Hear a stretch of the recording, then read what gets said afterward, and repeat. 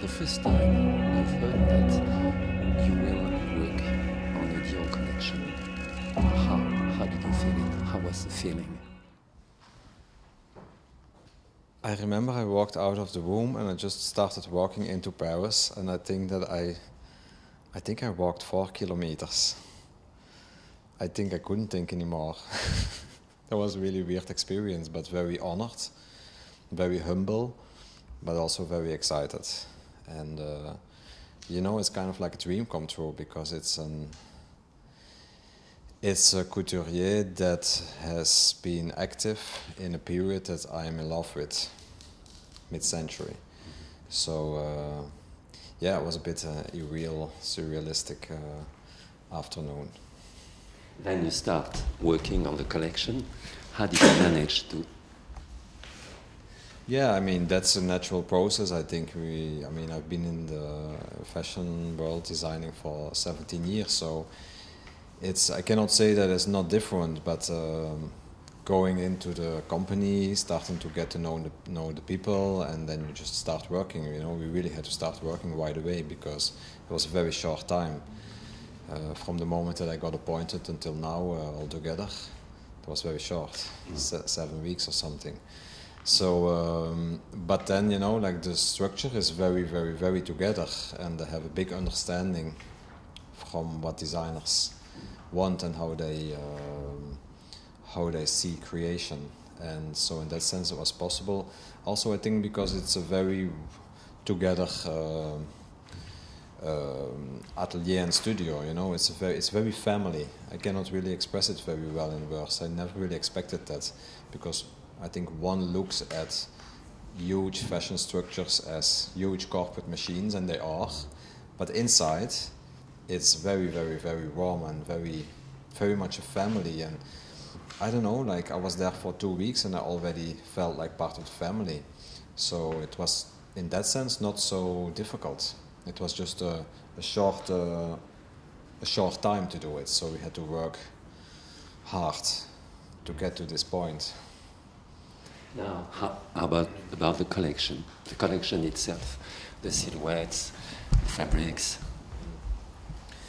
I wanted to go straight back to the heritage, to the original Christian Dior, and I wanted to kind of see in which way I could use his architectural hand and his form language and his attitude, his love for women and his love for creating beauty for women, making women,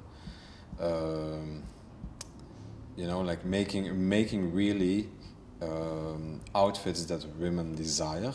And besides that,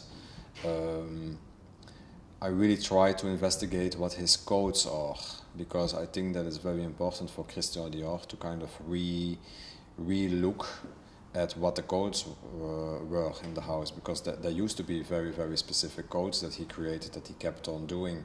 And I think it's very important for the brand to be very recognizable in the future.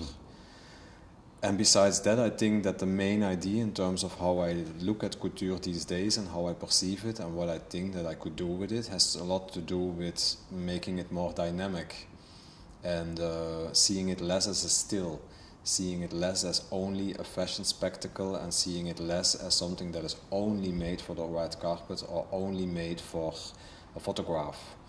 All these aspects are very important in couture, and I find them very challenging. But besides that, I think the dream for me is mainly to start really working on garments that are going to be very attractive to women because of their uniqueness and their craft, their quality.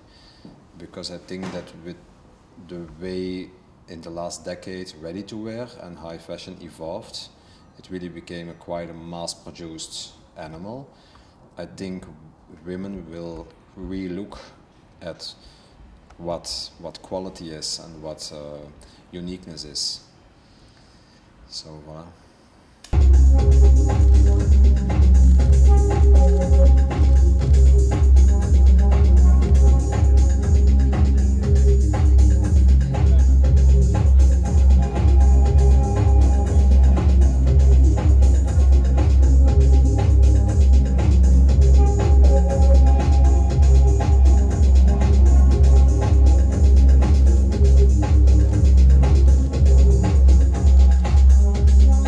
quelle est la part de Raf Simons et quelle est la part de Dior dans le défilé qu'on vient de voir?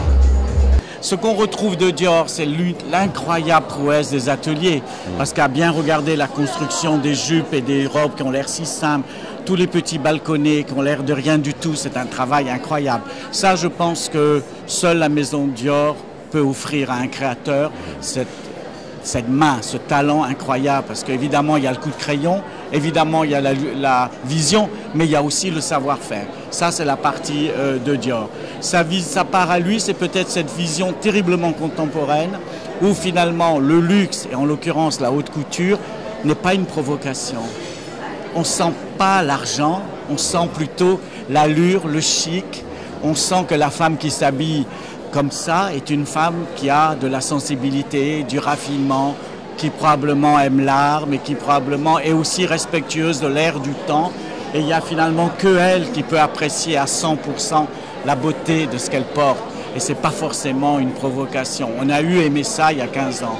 Voilà, je pense que si je dis que dans la vision, c'est Raf Simons et dans la technique, le savoir-faire, c'est Dior, je crois qu'on est plutôt équilibré.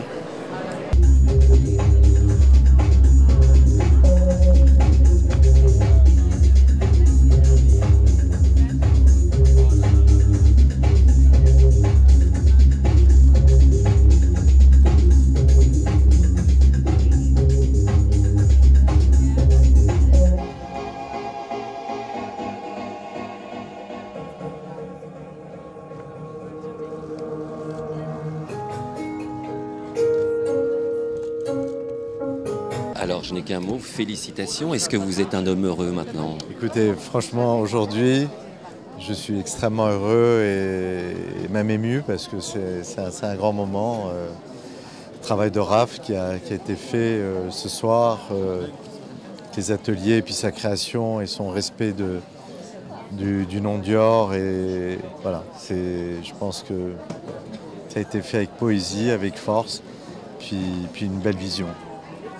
Et le dialogue, je suis content pour la maison. Le dialogue entre vous, ça a fonctionné entre les codes Dior, ses codes à lui, qu'il n'a pas abandonné non plus. Qu'il n'a pas abandonné, mais il a voulu surtout, bien sûr, il apporte son œil, il apporte ce qu'il sent de la femme d'aujourd'hui, demain, et il a absolument rien, mais il a surtout un respect profond. Je crois que il me l'a dit dès le premier jour, quoi.